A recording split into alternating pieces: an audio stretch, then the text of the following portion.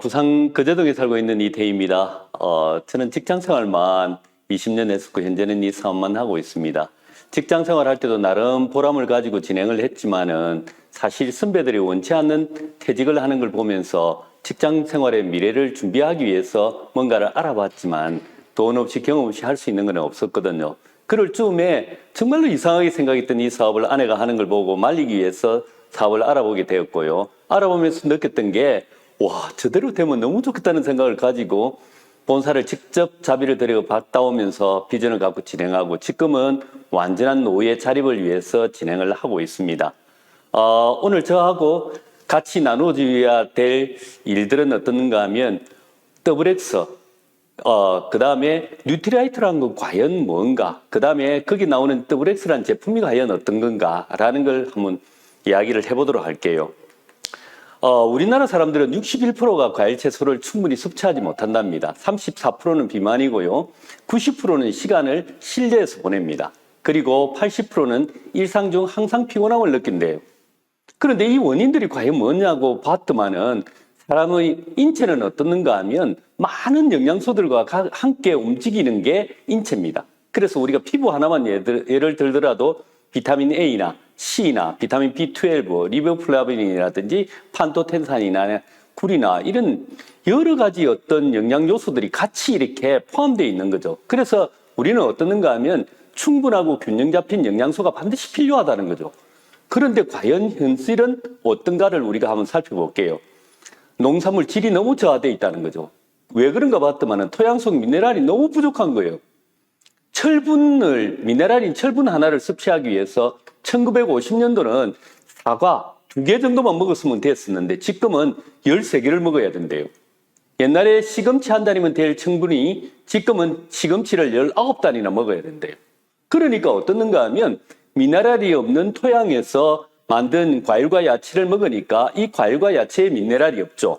미네랄이 없는 이런 과일과 야채를 사람이 섭취하니까 우리 몸의 영양이 충분히 갖춰지지 않는 상태에 들어간다는 거죠. 그래서 여기 보면 현대의 땅은 미네랄 균형이 완전히 무너져 있다 그러죠.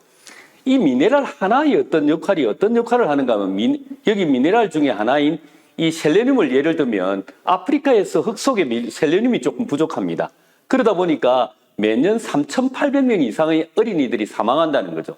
성인도 어떠는가 하면 조기 사망, 질병 위험 증가로 국가 경제를 위협하는 상황이 되어버린다는 거죠. 말 그대로 셀레늄 하나 부족했는데 이런 영향을 만들어낸다는, 이런 현상을 만들어낸다는 거죠. 그런데다가 우리는 얼마 정도 문제가 됐는가를 갖다가 이게 제1차 유엔 환경개발회의에서 나와 있습니다. 이게 뭐냐면 178개국의 약 3만 명이 모여서 전 세계 농지의 영양소 고갈 상태를 갖다가 분석해 봤습니다. 당시 이렇게 발표를 했는데 예상보다 너무 심각한 어떤 상황이었다는 거죠. 뭐냐면 북아메리카의 경우에는 어느 정도냐 하면 85%가 영양분이 사라졌대요. 아시아와 남아메리카의 대륙에서는 76%가 사라졌고요. 아프리카에서는 유럽이나 이런 데서는 74%, 72%가 사라졌다는 거죠. 왜 이렇게 사라졌는가를 봤더만은 비료나 살충제나 제추대, 경작, 관계시설의 인간 활동의 어떤 결과라는 거죠. 그런데 이 사라진 것 중에 적어도 90% 이상은 건강에 꼭 필요한 요소들이더라는 거죠. 그런데 그 안에서도 뭐냐면 면역계가 기능하는데 중요한 역할을 하는 무기질 60종과 16종의 어떤 비타민이 포함되어 있더라는 거죠. 지금 면역에 대한 부분들이 너무 끼어져가 있지 않습니까? 이런 게 토양의 어떤 영양소 고갈 상태하고도 무관하지 않다고 볼 수가 있는 거죠.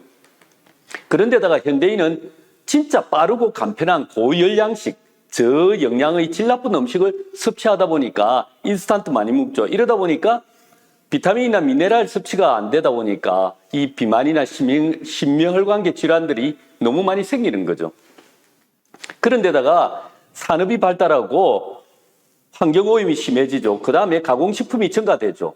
한국인이 1년 동안 섭취하는 식품 첨가물 있죠. 이것만 하더라도 24.69kg이라고 합니다. 우리 20kg짜리 살 한 포대도 너무 양이 많죠. 그 이상으로 우리는 이런 식품 첨가물, 화합물질들을 먹고 있다는 거죠. 그런데 애들은 육가공 섭취량이 늘어났죠. 항생제는 또 우리나라가 얼마나 많이 사용하는지, 그리고 또 어떻는가 하면 우리나라 최대 독소, 유해 화학물질이 카드뮴이나 수용 같은 게 다른 나라에 비해서 훨씬 더 많이 몸에 남아있다는 거죠. 그러다 보니까 이런 문제를 일으키게 되죠. 이런 전체의 어떤 상황에서 어떻는가 하면 내 몸의 내부적으로는 활성산소가 너무 많이 생기고 그게 증가하고 있다는 거죠. 그런 측면에서 우리 몸은 어떻는가 하면 당과 산소가 들어가서 에너지를 만들어내고 우리 몸의 항산화 시스템이 물과 그다음에 산소를 이렇게 교환을 시켜주거든요. 그런데 활성산소라는 게 과다하게 나와지게 되면 이게 세포막을 공격하고 그다음에 세포의 기능을 상실하게 만들고 DNA를 공격해서 DNA 손상을 일으키고 암문도 만들어내죠. 그다음에 세포의 신호 전달 체계를 만들어들이가 면역력을 저하시킨다는 거죠. 그래서 당뇨나 동맥경화, 암 등을 유발시키는 거죠. 그리고 노화를 촉진까지 하는 거죠. 특히 이 활성산소가 암에 영향을 미치는 것은 한 세포당 한 7만 회를 이렇게 활성산소가 공격을 하면 바로 암세포가 된다고 그러지 않습니까? 그래서 활성산소라는 것은 좋은 기능도 있지만은 적거나 과다하면 문제가 된다는 거죠. 그런데 우리의 지금 환경은 어떻는가 하면 활성산소가 증가되는 환경이라는 거죠. 술, 담배, 약물, 화학물질, 잠 못 자는 것, 그 다음에 스트레스, 고열량식, 식습관에서 문제가 되고 과식, 환경오염, 미세먼지, 방사선, 전파 이런 어떤 문제들이 활성산소를 증가하는 환경이 너무 됐다는 거죠. 그러다 보니까 우리 방사성이나 이런 부분들이 생명 당추가하는 거 그러다 보니까 하루에 100억 개 이상의 활성산소가 만들어지고 세포마다 어떻는가 하면 104회, 한 세포당 104회 정도를 활성산소의 공격을 받고 있다는 거죠. 그래서 그런 질병들이 이 활성산소로 인해서 일어나는 것들이 너무 많아졌다는 거죠. 그래서 존스 호킨스 대학에서 그래 이야기를 했습니다. 지구상에서 존재하는 인류를 앓게 하는 질병이 36,000가지 정도가 되는데 이 질병의 모든 원인이 활성산소다 할 정도로 이런 활성산소의 문제가 아주 심각하게 대두가 되고 있다는 거죠. 그리고 우리 몸에 그런 악영향을 미치고 있다는 거죠. 그러다 보니까 국민 1인당 의료비는 너무 증가되죠. OECD 평균의 2배가 넘는 거죠. 이렇게 되다 보니까 사람들은 어떻는가 하면 이때까지는 건강보조식품이라는 것은 그냥 먹어도 되고 안 되고 밥만 잘 먹으면 됐지라고 생각하는 이 부분이 아니라는 거죠. 이제는 건강보조식품이라는 것은 반드시 필수적으로 먹어야 되는 어떤 대상이 되어버렸다는 거죠.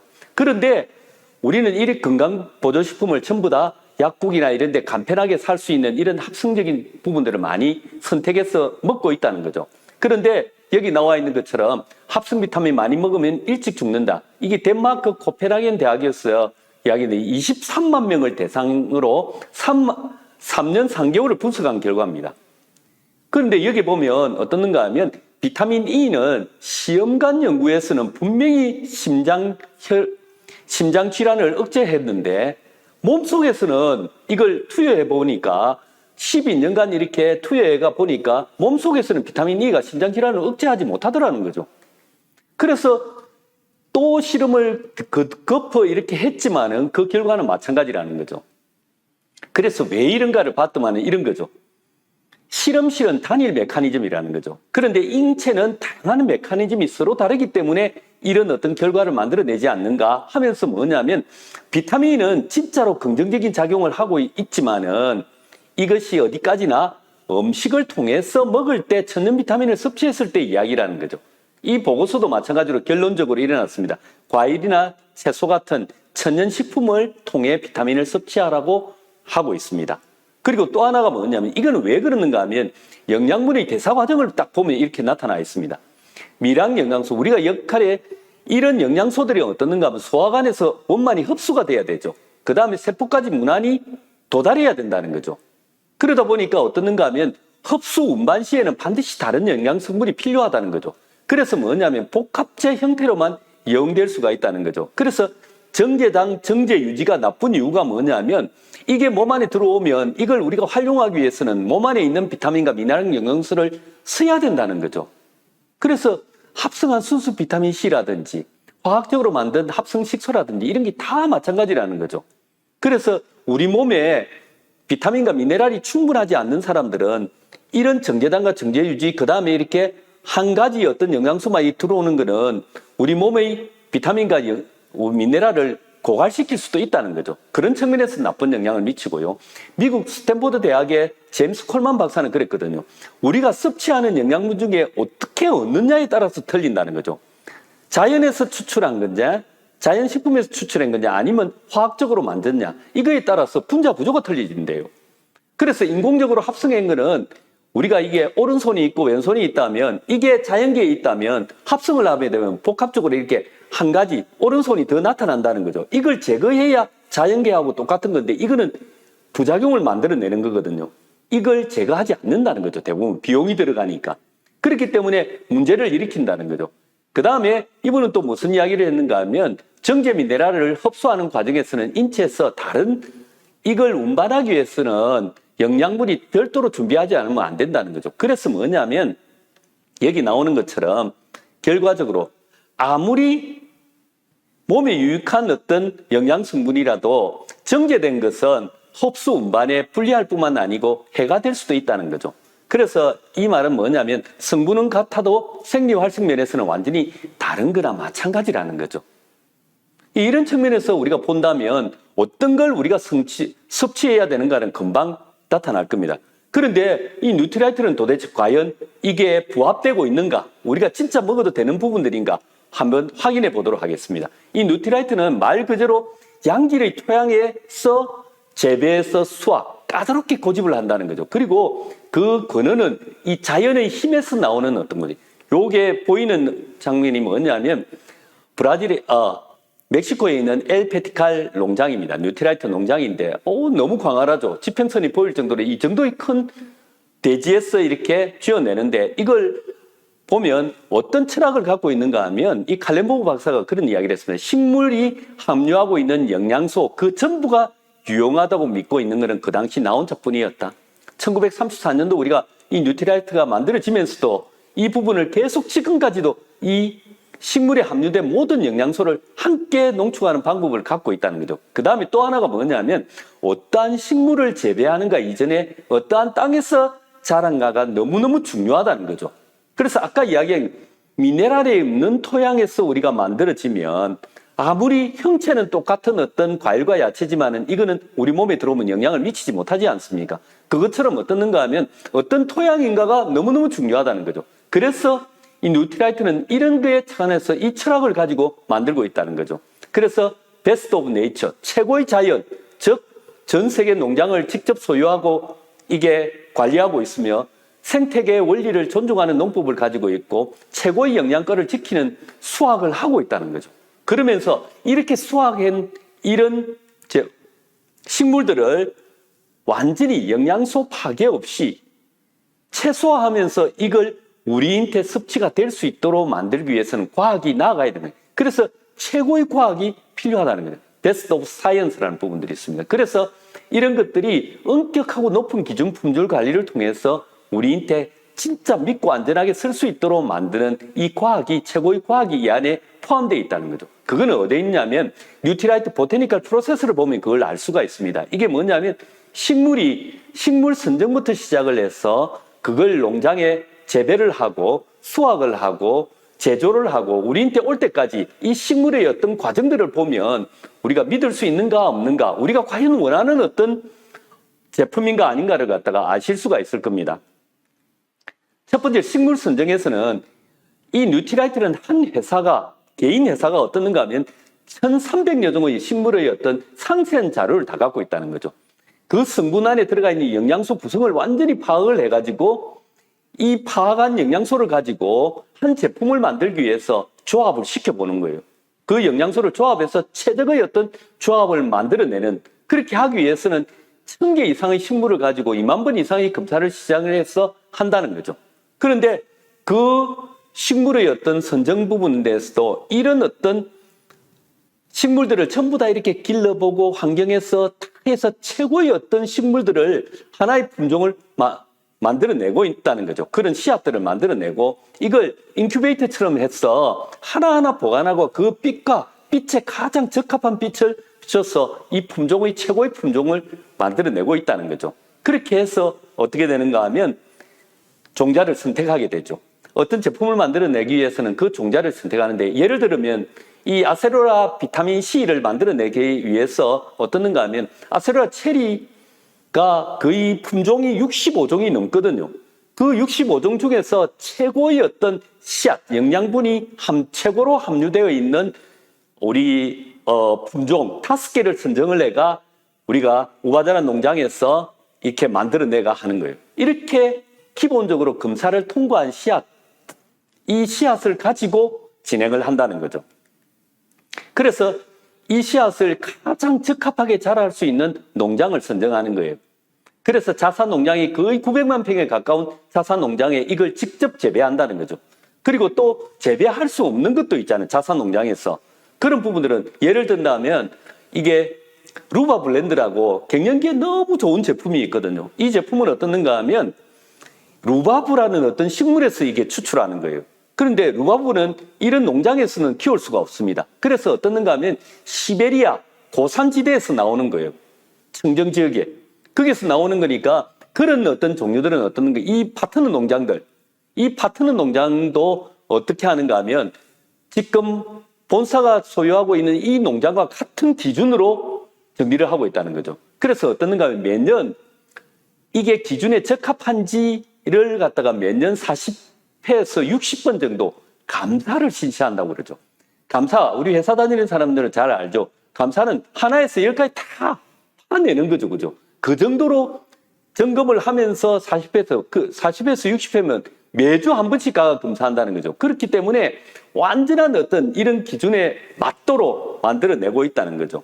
이런 농장에서 이 농장들이 미국 워싱턴주에도 있고요. 멕시코의 엘페티칼 농장 같은 경우에는 7개의 화산지대에서 만든 겁니다. 그러다 보니까 얼마나 미네랄이 풍부하겠습니까? 그 다음에 우바자라 농장 같은 경우에는 원시림을 개간해서 지금 만든 농장들입니다. 면적만 하더라도 거의 500만 평이 넘는 어떤 농장들이죠. 이런 농장에서 어떻게 이 농장 관리를 하는가 하면 양과 지렁이와 콩가위 식물 지하수라고 제가 만들어놨죠. 이게 뭐냐면 원료 식물을 심기 전에 자연의 섭리만으로 영양이 풍부한 토양을 만들어낸다는 거죠. 이 지렁이가 땅속 깊이 들어가서 토양을 부드럽게 만들고요. 그 다음에 식물이 뿌리 내어 좋은 상태가 되면 콩가 식물을 심습니다. 이 콩가 식물이 어떻느냐 하면 콩가 식물 밑에는 뿌리옥 박테리아라는 게 있습니다. 이거는 뭐냐면 보통의 어떤 토양에서 나는 식물들은 토양에 있는 질소를 써서 이렇게 자라거든요. 그런데 이 콩가 식물만큼은 어떻는가 하면 공기 중에 있는 질소를 잡아서 토양 속으로 불어 집어넣어 주는 거예요. 그러니까 이 대단하죠. 그죠? 그 콩가 식물을 갖다가 키워가지고 안에 토양 속에 질소가 풍부하게 있으면 그 콩가 식물을 비닐 시트로 이렇게 덮어가지고 이걸 말려가지고 퇴비를 사용하는 거예요. 그러니까 질소가 풍부하게 되죠. 질소가 풍부해져야만이 어떻는가 하면 여기서 식물의 육성이 굉장히 좋은 요소가 되는 거죠. 그리고 뭐냐면 이게 양들이 휴경지에서는 이게 알파파 농장 같은 경우에도 우리가 수확 후에는 이런 줄기나 이런 걸 뿌리를 먹도록 이렇게 만들어가지고 토양을 정리하고 양들이 배설물이 자연 퇴비가 될 수 있도록 또 만드는 거예요. 그러면 그 다음에 수질 관리는 과연 어떻게 하는가 하면 전부 다 지하수를 활용합니다. 자연의 물을 그대로 사용한다는 거죠. 자연의 물이라는 것은 미네랄이 정말 풍부하거든요. 레이큐프 농장 같은 경우에는 어떻는가 하면 맥배우 공원, 이거는 뭐냐면 완전히 빙하지대입니다. 빙하지대에 흘러나오는 그 빙하수를 가지고 지하수를 가지고 농장을 경영하고 있다는 거죠. 그 다음에 엘페티칼 농장 같은 경우에도 300m 지하수를 가지고 이거는 300m 지하수를 뚫다 보니까 멕시코 정부하고 협력을 해서 이렇게 만드는 거예요. 그렇게 하면서 관리는 인공위성으로 관리합니다. 그 농장에 나오는 지역마다 미네랄 굉장히 수질이 어떻는가에 따라 검사를 내가 그때마다 데이터를 내고 그 관리를 하고 있다는 거죠. 정말 이렇게 국립 끝에 만들어진 영양이 풍부한 땅에서 준비를 하고 난 다음에 비로소 뉴트라이트 원료 식물을 재배에 들어가는 겁니다. 정말 이렇게 하는 거 여러분 본 적이 있습니까? 이렇게 만들어지는 제품이라는 거죠. 그렇게 해서 재배를 하는데도 이 재배하는 것도 단 한순간 단 하나의 영양분도 파괴가 되지 않도록 엄청난 주의를 기울입니다. 이게 뭐냐면 이런 거죠.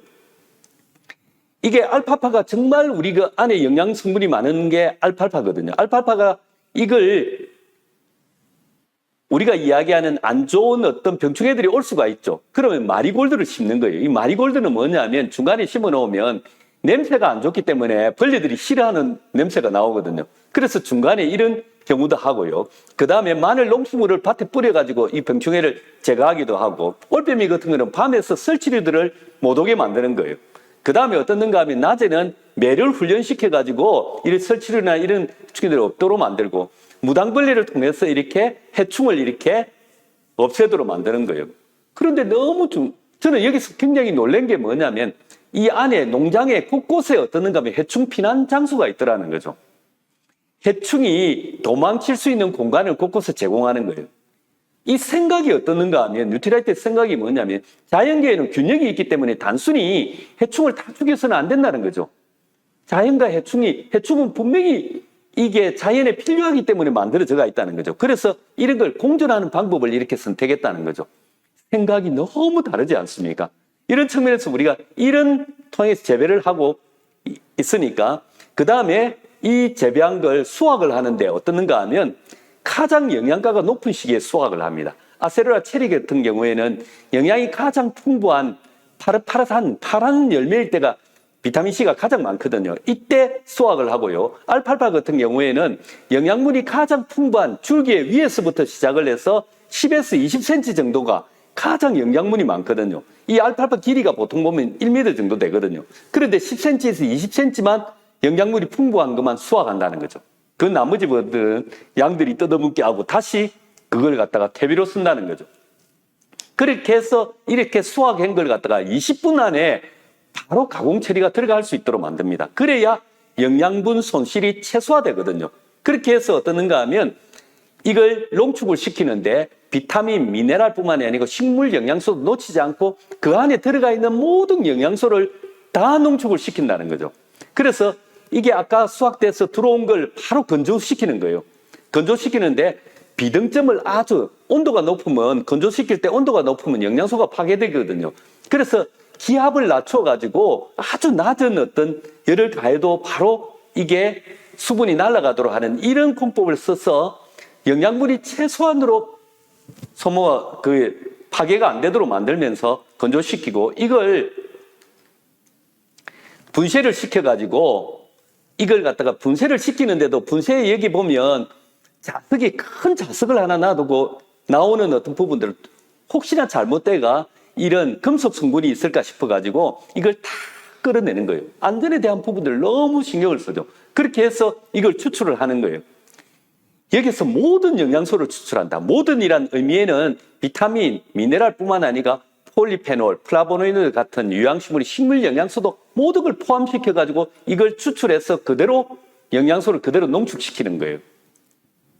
그래서 농축시킨 다음에 어떻는가 하면 수분을 제거하는 게, 다시 수분을 제거. 왜? 수분이 있으면 이게 변질이 되기 시작하거든요.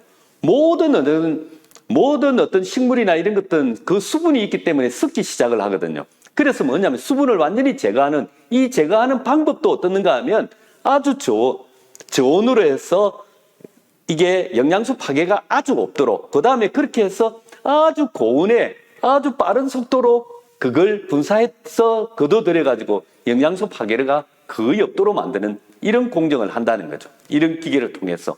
이거는 아무나 할 수 있는 건 절대 아니죠. 이걸 농축시켜가 만드는 거죠. 이렇게 제품으로 이렇게 만듭니다. 제품으로 만드는데 한 제품당 200회 이상의 분석을 합니다. 왜냐하면 이게 정확하게 만들어졌는가 안 만들어졌는가, 영양 성분이 그대로 있는가 없는가를 갖다가 계속 분석하는 거죠. 그리고 뭐냐면 매년 제품에 대한 검사만 50만 회 이상을 하는 거죠. 들어오고 나가는 제품들에 관련돼서는 누가 무엇을 언제 어디서 왜 했는지를 그 이력을 그대로 다 갖고 있다는 거죠. 그래서 이 품절 관리 기준만 하더라도 식약청에서 정하는 어떤 품절 관리 기준하고는 완전히 뉴트리아이트가 정하는 기준은 완전히 틀립니다.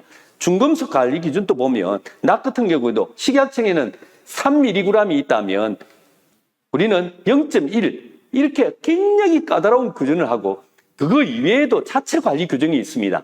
비소나 BCB나 다이옥신 같은 거 자체 관리 기준으로 관리를 하고 있다는 거죠. 식약청에서 대장균만 관리를 하고 있으면 여기서는 살모넬라 균, 이것도 자체 관리 기준으로 정해서 아주 엄격하게 품질 관리를 하고 있다는 거죠.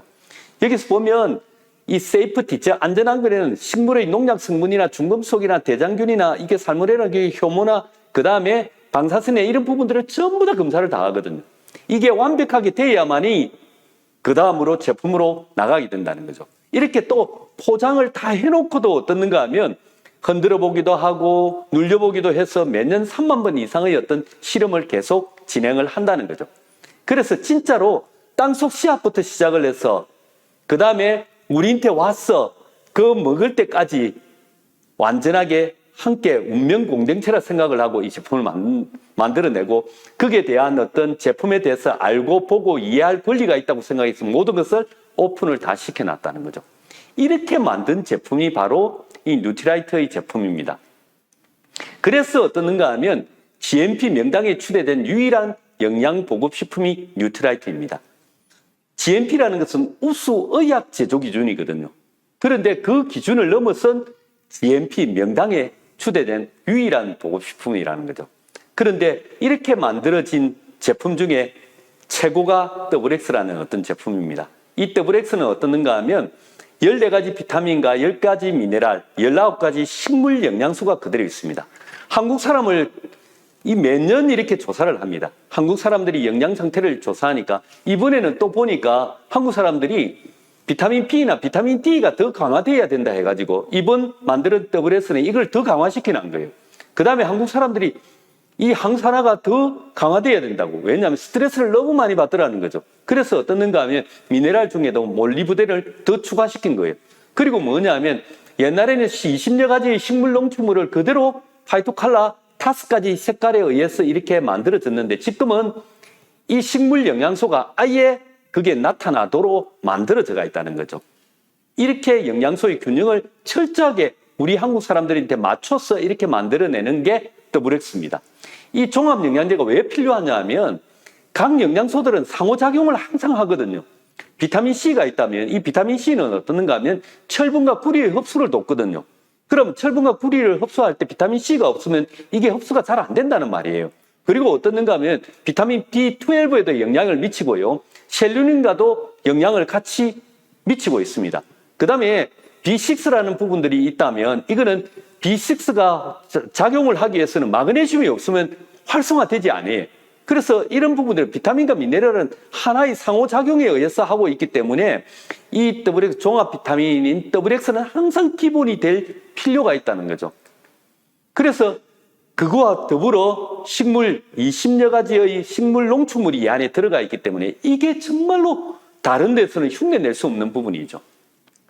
5가지 색깔을 파이토칼라, 특히 우리나라 사람들은 흰색의 어떤 부분들을 많이 먹고 있기 때문에 흰색의 어떤 거는 양파만 들어가 있지만은 이게 부족한 거일수록 많은 양들을 넣어놨다는 거죠. 그래서 이 5가지 색깔이 각자 하는 역할들이 조금씩 다 틀리거든요. 항산화에도 영향을 미치고 항암에도 영향을 미치고 활성산소 이런 파이토케미칼이라는 이 식물 영양소들이 하는 역할들을 보면 여기 보면 항산화 작용이라든지 면역이라든지 해독 작용이나 항암이라든지 이런 부분들이 충분히 강화되어 있고 그 다음에 노화나 이런 부분들을 지연시킬 수 있는 게 파이토케미칼이라는 게 지금 완전히 과학적으로 증명이 되어 있는 부분들이거든요.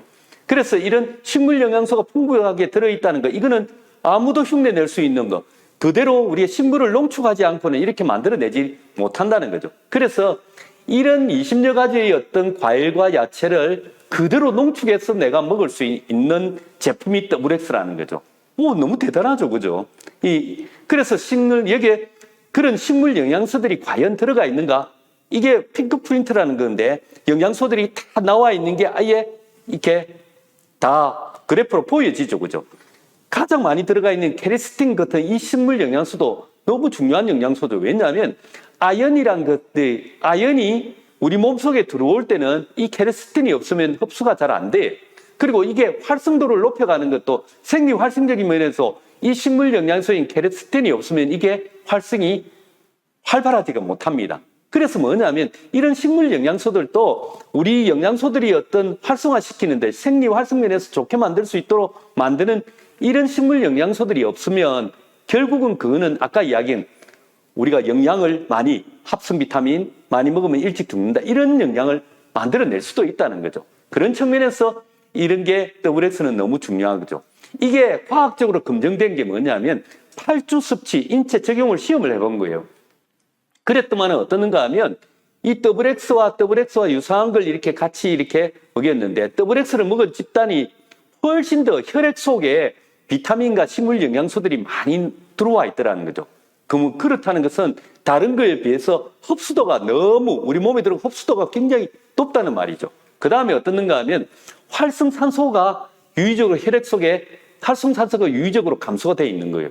그럼 활성산소를 감소시키는 것도 맞죠.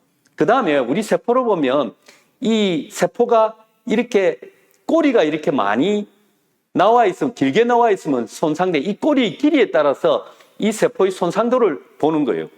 그 다음에 건강한 세포는 그렇지가 않죠, 그죠? 탱탱하게 돼 있는데 데미지 셀, 즉 손상된 세포들은 이렇게 드러나가 있다는 거죠. 꼬리가 난다는 거죠.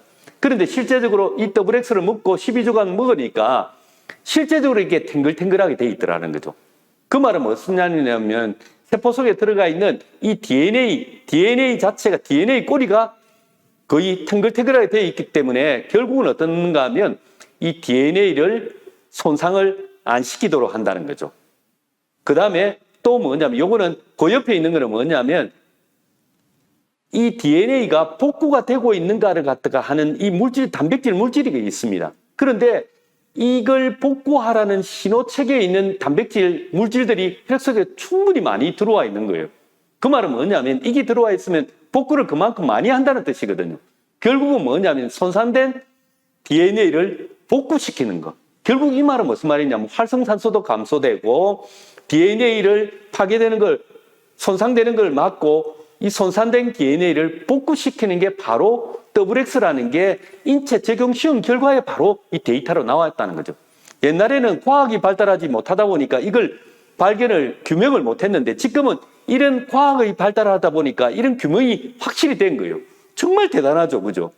DNA가 손상이 돼서 이렇게 계속해서 만들어내면 암세포가 만들어지는 거잖아요. 이런 측면에서 보면 너무 대단한 거죠. 그렇기 때문에 이게 얼마 정도였던 부분이, 이게 염색체라는 것은 우리가 핵 속에 들어가 있죠. 이 염색체가 어떻는가 하면 염색체 안에 보면 유전자라는 게 있습니다.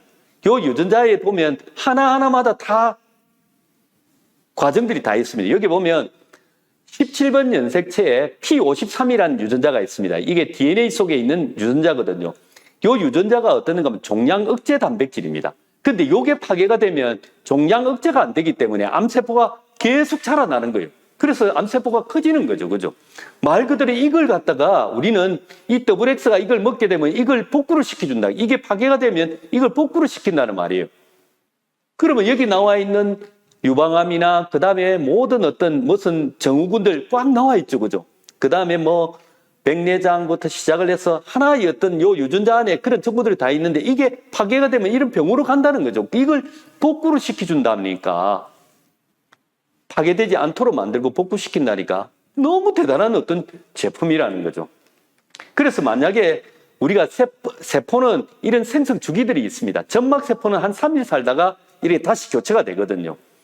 간세포 같은 경우는 한 3주간, 3개월 정도, 3주에서 3개월 정도 살다가 이렇게 가고, 그 다음 적혈구도 4개월 정도, 그 다음에 여기 나와 있는 신경조직이나 뭐 피부나 이런 것도 전부 다 주기적으로 이렇게 먼저 생성된 것은 파괴가 되고 다시 이렇게 생성이 된다는 거죠.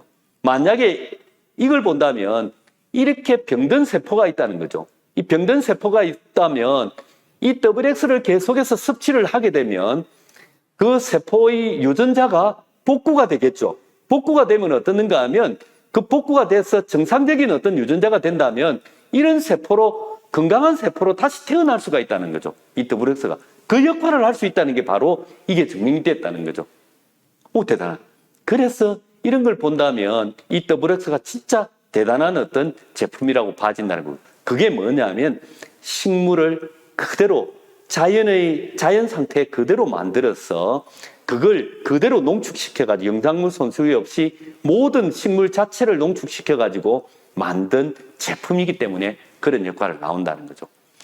비료나 농약을 주고 이걸 만들면 이 식물을 재배가 하면 말 그대로 식물 영양소가 거의 생기질 않는데, 왜냐하면 이 병충해를 이기기 위해서 만드는 게 식물 영양소인데 비료나 농약을 해서 병충해를 자연적으로 없애주니까 이 식물들이 자체적으로 그걸 만들지를 않는다는 거죠.